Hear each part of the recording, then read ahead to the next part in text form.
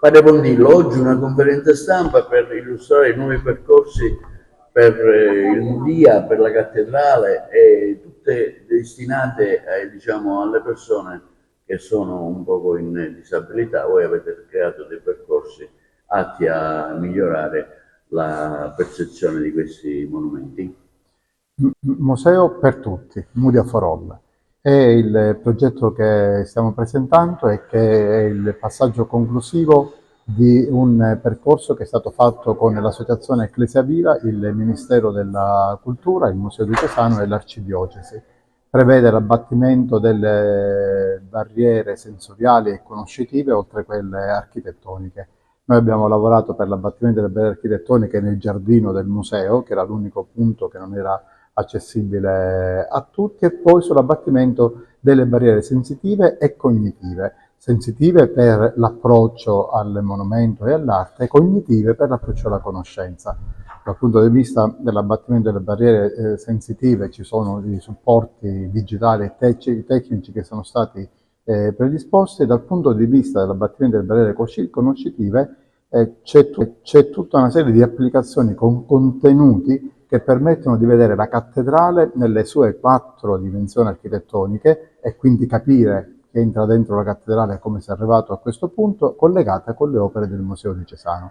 È un percorso interattivo, un percorso didattico, un percorso entusiasmante attraverso tablet, tavole digitali, oculi e una sala digitale all'interno della cattedrale.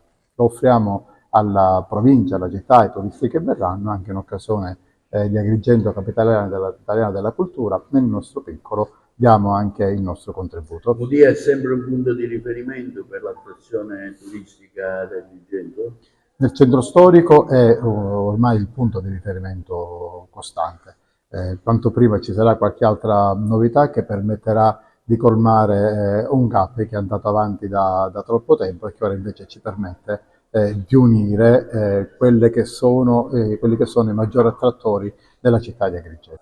Dottoressa Brancato, lei ha curato l'aspetto culturale e scientifico di questa iniziativa sicuramente molto interessante per il turista che viene e che diciamo, si trova in difficoltà sensoriali. Sì, noi abbiamo investito sulla tecnologia con un approccio storico. Io da storico dell'arte ho fatto ricorso alle nuove forme innovative delle tecnologie per rendere il patrimonio culturale alla portata di tutti e quindi accessibile anche soprattutto a livello cognitivo, però non venendo mai meno a quelle che sono le fonti storiche, i dati storici che ci permettono veramente di parlare con cognizione di causa. Allora la tecnologia può essere veramente uno strumento utile per migliorare la fruizione e soprattutto rendere anche visivi alcuni luoghi della cattedrale che ormai non esistono più per le varie trasformazioni che ha avuto nel corso dei secoli.